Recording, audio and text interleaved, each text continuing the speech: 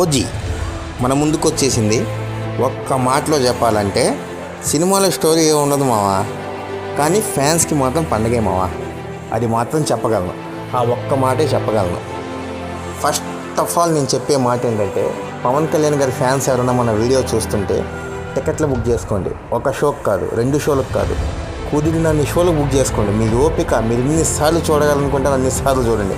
మళ్ళీ పవన్ కళ్యాణ్ గారిని ఈ రేంజ్లో అయితే మీరు ఎవరు చూడలేరు.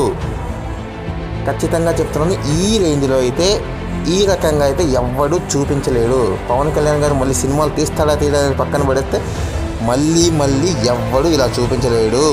బుక్ చేసుకోండి. మాస్ ఆడియన్స్ ఎవరైనా ఉన్నారా మావా, వాళ్ళు బుక్ చేసుకోండి. మాస్ మూవీస్ నచ్చే ప్రతి ఓడు బుక్ చేసుకోవచ్చు. ఫ్యామిలీ ఆడియన్స్, కామన్ ఆడియన్స్ పర్వాలేదు, చూడొచ్చు. చూడకూడదు అని కాదు, చూడొచ్చు, ఒకసారి చూడొచ్చు, పర్వాలేదు అనిపిస్తుంది. స్టోరీ అయితే ఏం లేదు సినిమాలో.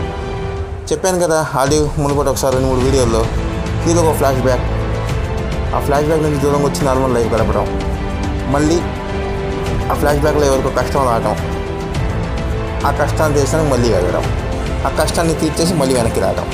ఇదే మా ఓజీ స్టోరీ. కాకపోతే ఎలివేషన్ల మీద ఎలివేషన్లు తల్లిపోయి థియేటర్ మొత్తం చొక్కాలు చింపేసుకుంటారు పవన్ కళ్యాణ్ ఫ్యాన్స్. సబ్స్క్రైబ్.